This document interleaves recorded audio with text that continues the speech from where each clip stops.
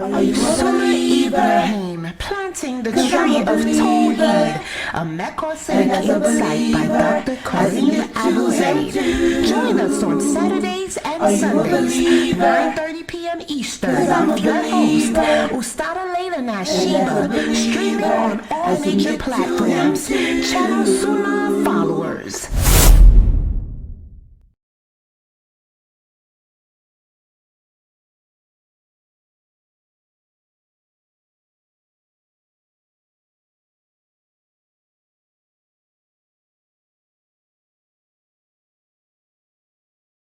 I'd like to welcome everybody to our Maqasidic Tafsir class.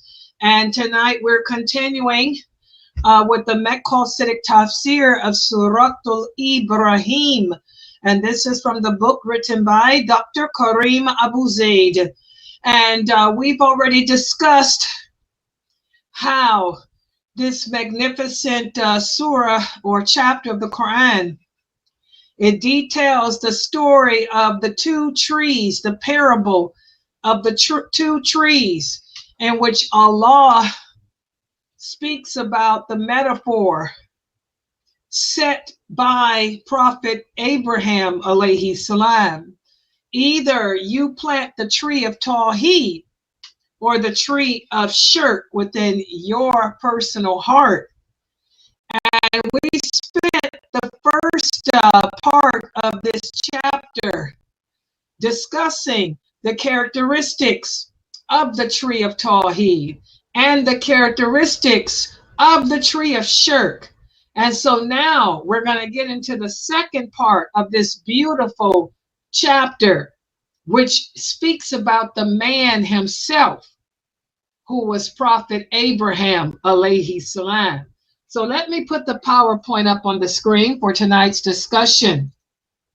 And you will see how great a human being Prophet Abraham truly was. You will see why our Prophet Muhammad sallallahu alayhi wasallam loved him so much that he named his son after him. And you will see why our Prophet sallallahu alayhi wasallam told us that on the day of judgment, the first person that will be clothed will be Prophet Abraham alayhi salam. So we're going to continue with verses 31 through 41 of this amazing chapter of the Quran. We're going to speak about the Dawah of Prophet Abraham, how he protected his faith by reforming his entire society. And as we go over these verses of the Quran, I want everyone to take a good look at him and herself. I want each and every one of us to take a good look at ourselves. We all claim to be people giving dawah. I had a person ask me yesterday, is it considered dawah because you're sitting on a bus and you ask a non-Muslim their opinion of the situation in Gaza, and you explain your views about Gaza? Is that the way we invite to Tawheed? Is that the way we call to Allah? I want you guys to see how Prophet Abraham called to Allah. And then ask yourselves, are you inviting people to belief in Allah and his oneness and his magnificence, or are you engaging in political topics? So let's get started. Okay. So Prophet Abraham alayhi salam, he didn't just protect Tawheed within his heart. He fought for it. And by the way, Tawheed means belief. in the oneness of Allah. We're supposed to call people to believe that there is no deity worthy of worship but Allah. That's what Tawheed means. Tawheed does not entail discussing the political situation in Iran. That's not calling to Allah. Discussing the political situation in Egypt, that's not calling to Allah. When the Prophet Muhammad sallallahu alaihi wasallam sent Mu'ad to Yemen, he said, call the people to Allah, teach them that there is no deity worthy of worship but Allah. Okay, that's Tawheed. You guys are discussing politics. You guys are not inviting people to believe in the oneness of Allah. That's the difference. And Prophet Abraham, he didn't just call himself to that belief and protect it. He called his entire society to that. And when the environment around him was filled with hostility and falsehood, he engaged in dawah, not to win arguments like a lot of you Muslims today are doing, but he engaged in dawah to defend the tree of his heart by purifying the garden of belief around him, which is something that you Muslims today need to do, but you're not doing. So Prophet Abraham, he had to confront the people around him. And again, as we talked about, everything begins at home. He had to confront his father, the people of his household, and he confronted them with compassion and reasoning. And then he confronted Nimrod, who was the tyrant and the ruler, and he confronted him with bold, unshakable truth. And then he had to confront the people of the society who worship the stars. And he confronted them not with argument, but with logic and rhetorical clarity. And each debate was not just a refutation, it was a cultivation. And each argument was a branch of his tree, and it grew stronger with every stand that he presented of the truth. And after he engaged in this dawah, he saw that he was getting nowhere. That's when he had no other choice but to migrate.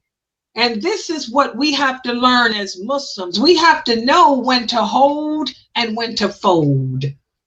We have to know when it's time to move on. We have to know when to say, okay, enough is enough. We're not getting anywhere. When protection requires departure, that's what we have to learn. Okay? Not every environment can be purified. Remember, you can't make people accept the truth. You can't make a person convert to Islam. Allah makes Muslims, not you, not me. Something that I have to remind everyone of, including myself. There is no power, there is no might other than Allah. Allah is in control of the universe. Allah is in control of you and me. Only Allah can turn the heart of man, not you, not me. You can yell and scream and argue and debate all you want to, but unless Allah changes the heart of man, you're going to get nowhere.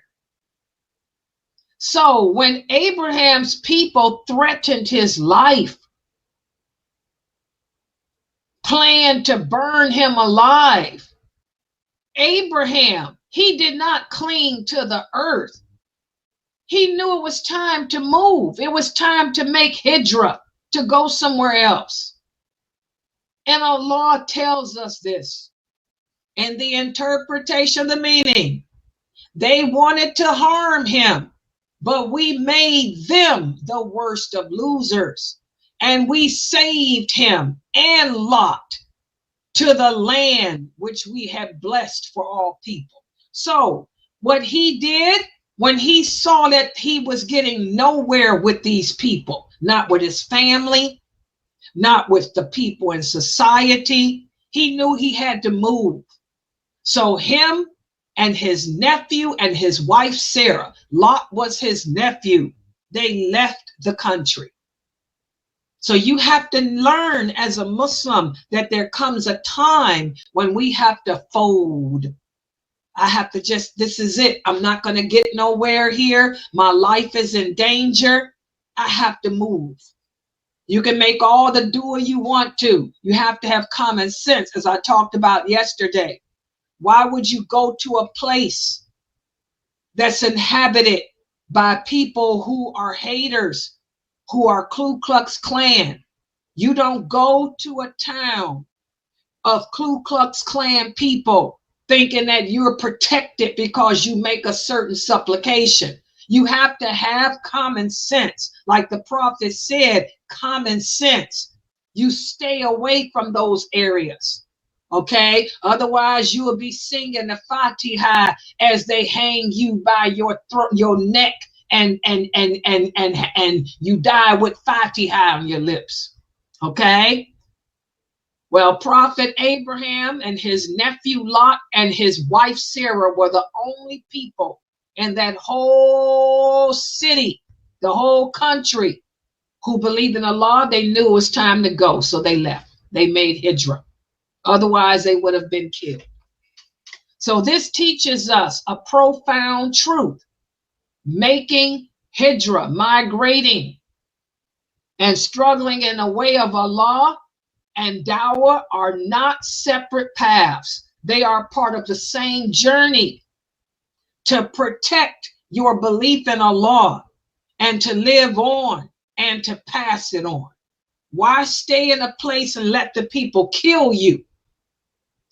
And then there's no one to carry the message of Allah on. If Abraham knew, he knew if he had stayed there in that country, the people would have killed him. They would have killed his nephew, killed his wife, and there would have been no one left in that whole country to carry on the words of Allah. So let me move on. So the same with you young kids. Why would you go to a city of Ku Klux Klan people knowing that they're going to kill you and there'll be no one left to carry on the words of Allah? That's stupidity. You have to use common sense. You trust in Allah, but also use your common sense. Allah hates ignorance. Allah hates ignorant people. Okay? So, the first step, remember, in planting the tree of Tawheed is not to speak, but to prepare. And remember, we talked about that yesterday in my Islam Q&A. The special topic was how to prepare for the worst. Remember, I told you guys, the Prophet Muhammad said, always prepare and always expect the worst. That way you can handle whatever comes your way. So the first step in planting the tree of Tawheed is to prepare for it. And how do we prepare? You prepare your heart by purifying the soil. Remember, we talked about that. And then you have to prepare your mind. How do you prepare your mind? By clearing it of all those doubts and all those suspicions that Shaitan puts in it. And this is good advice for us as women every day of our lives. This is something that we sisters suffer with. One of the reasons as to why there's going to be more women in hell than men is because we women are more emotional than men. It's easy for us women to overthink things. That's why the prophet said a woman can never be a ruler, because we're too emotional. We overthink. But that's also why you brothers, you are supposed to balance us out. You brothers have to be good husbands to us. You brothers have to do your job as a Muslim husband to make sure you are fulfilling your role to us women, to make sure that we don't overthink, to make sure that we don't allow our emotions to get the better of us. The Prophet Muhammad, he knew that Aisha radiallahu anha was young. He knew that Aisha was jealous. He knew that Aisha was more emotional than he otherwise because of her youth.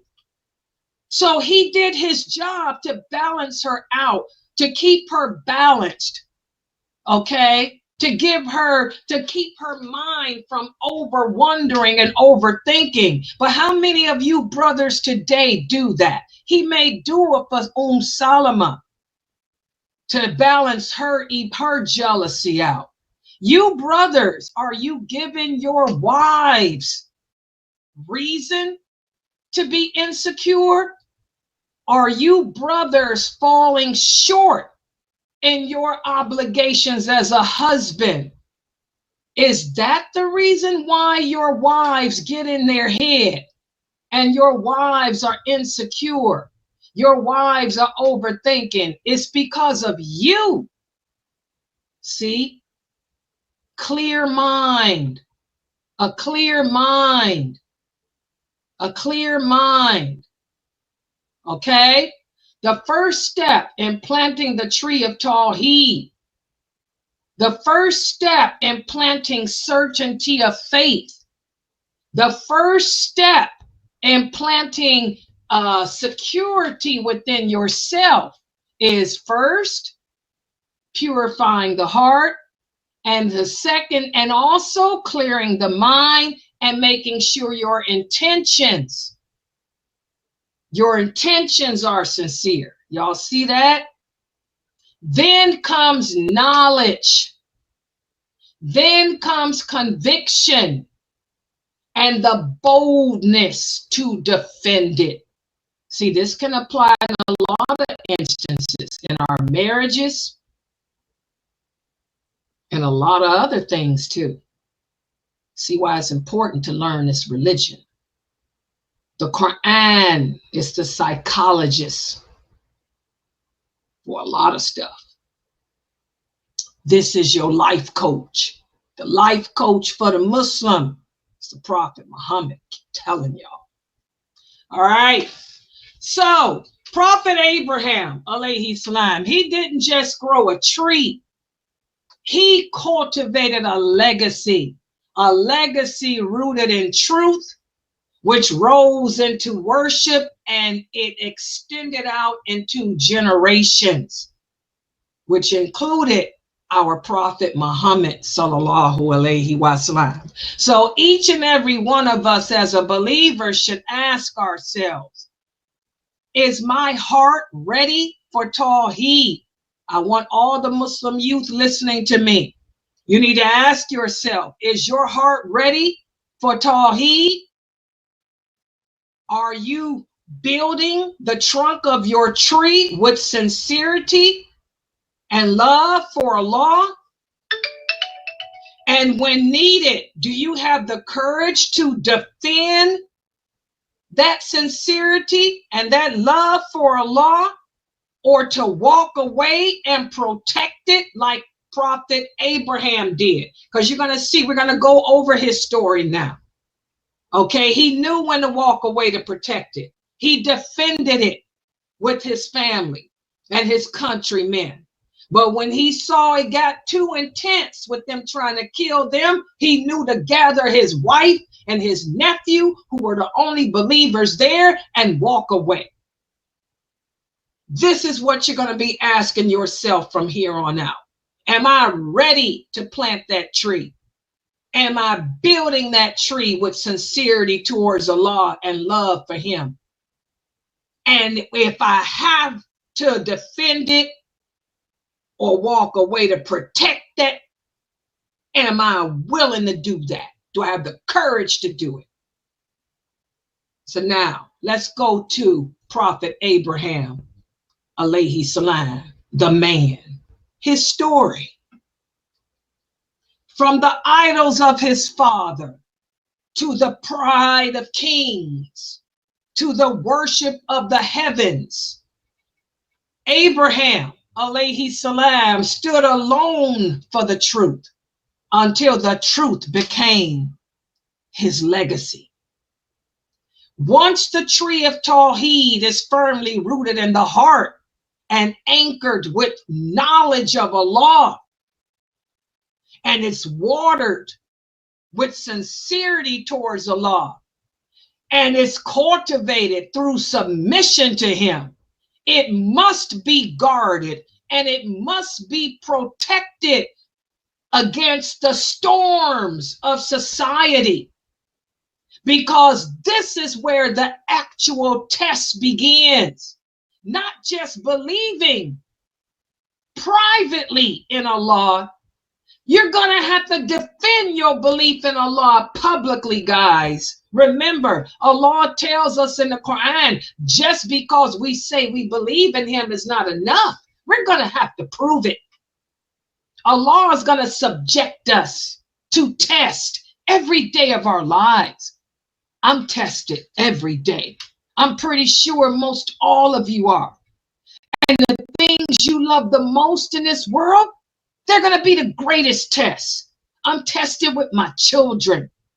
You're going to be tested with yours. You're going to be tested with your health, your money, your parents, your school, your job, your husband, your wives, your clothes, your health, your cats, whatever you love the most, your car, it's going to be your test, your website, your knowledge.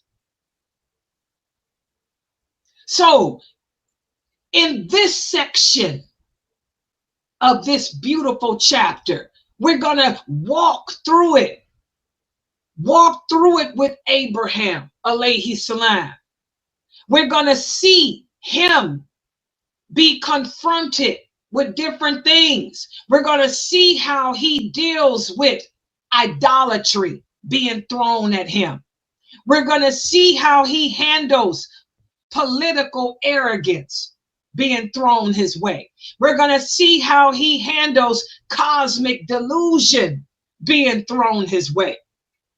And these were not just theological debates.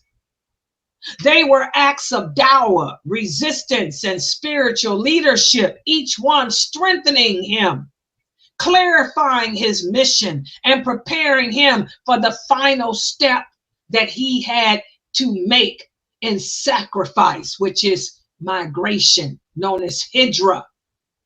And Prophet Abraham didn't only believe in Allah. You're going to see he lived for Allah. He spoke for Allah. And ultimately, he walked away and left everything behind for Allah. How many of us are willing to do that? How many of us would do that? Very few. So tonight we're going to go over the first debate that he had to contend with. And this was the confrontation of idolatry. How did he deal with living in a society, a world in which people worshiped idols? Well, he dealt with it through reasoning and love. And you will find these verses in Surat Al-Anbiya and Surat Maryam. Prophet Abraham's first and most personal confrontation with disbelief wasn't with the tyrants or kings. It's just like most of you, many of you who are new converts. You didn't have to deal with the president of the USA or a king. Your first confrontation after embracing Islam is usually with your parents, your family members. Well, Prophet Abraham, he had to deal with his family, his father, a man whom he loved deeply.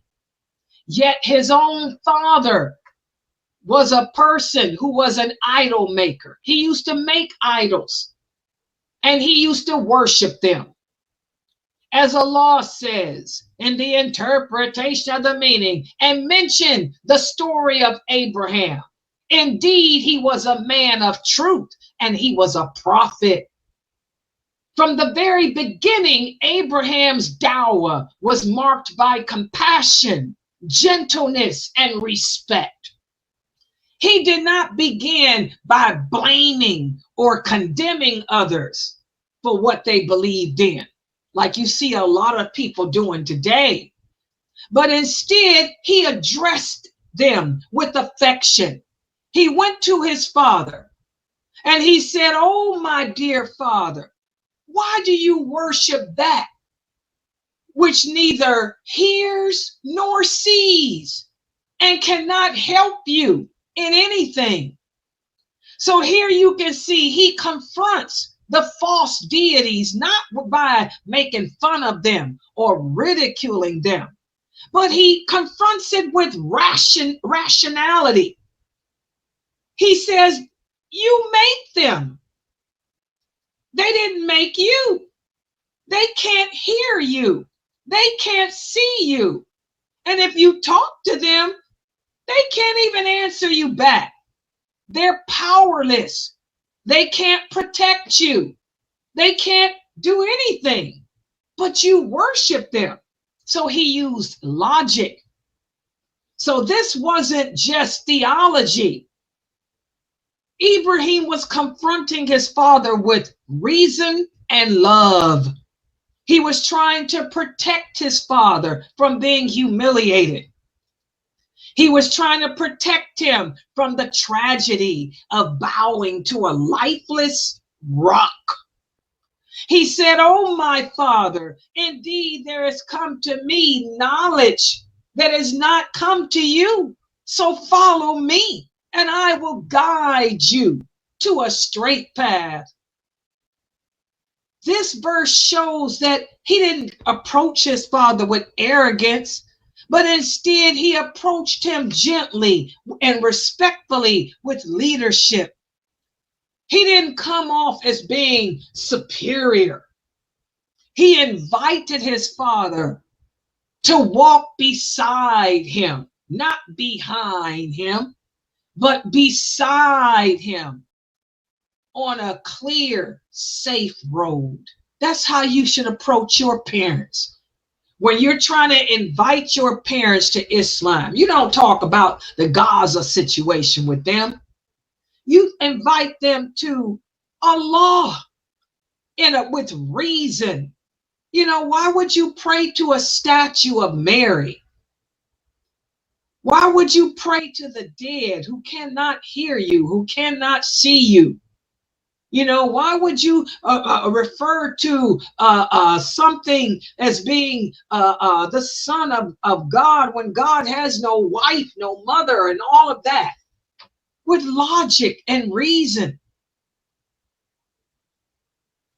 And then he tells his father, he says, "Oh, my father, do not worship Shaitan, because indeed Shaitan is disobedient to Allah.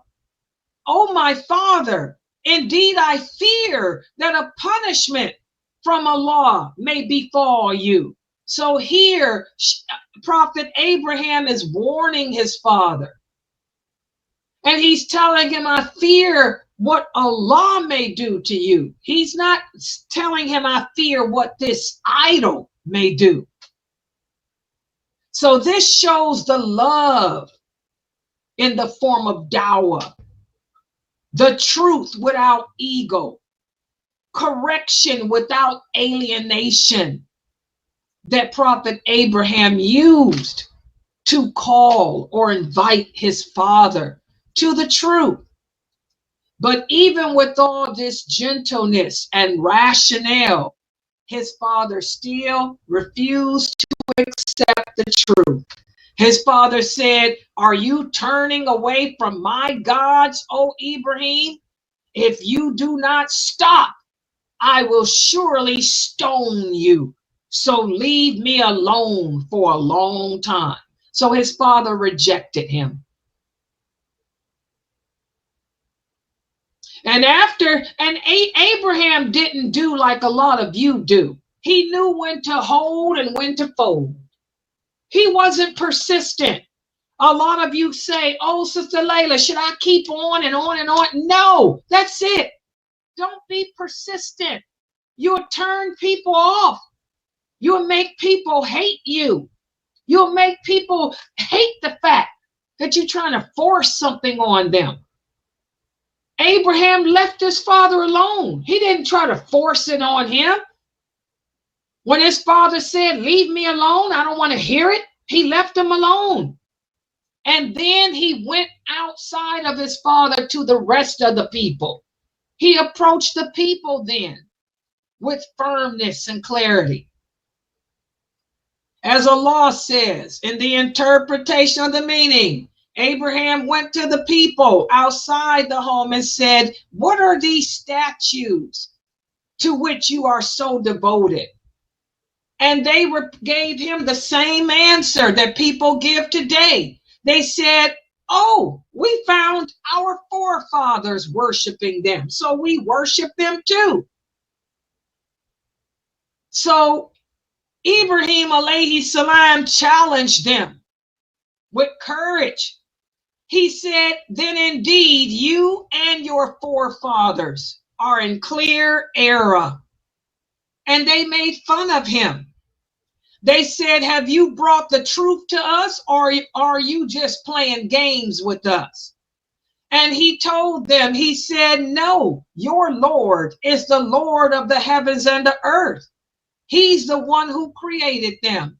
And I am simply one of those who bear witness to this. And when he made this statement, this made them think. Okay? And then he destroyed their idols, except the largest one. He left the largest one standing, and he put the X next to the largest one. And when the people came and found all the other idols destroyed, they said, who destroyed our idols, our statues? And he said, ask the big one. The X is standing next to him.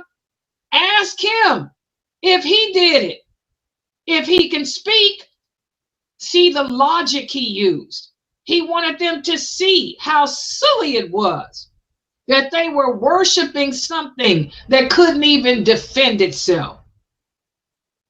So they turned to one another and they said, you yourselves are truly the wrongdoers, because they could see how foolish it was that they were worshiping something that couldn't even answer them back and defend themselves. But they still could not overcome their arrogance. And that's what caused them to come back into denial of the truth. And they responded to him. They said, Ibrahim, you know that the idols can't speak. And he said, but yet you worship them. He said, why do you worship them besides Allah when they can't benefit you? They can't harm you. He says, shame on you and what you worship besides Allah. Will you not then use your brain and your reasoning? So this is the Dawah that Prophet Abraham used. He used reasoning, logic to try to appeal to the people. He didn't use politics, the type of argument that you guys use today. He didn't use the ridicule and your book versus my book that you guys use today.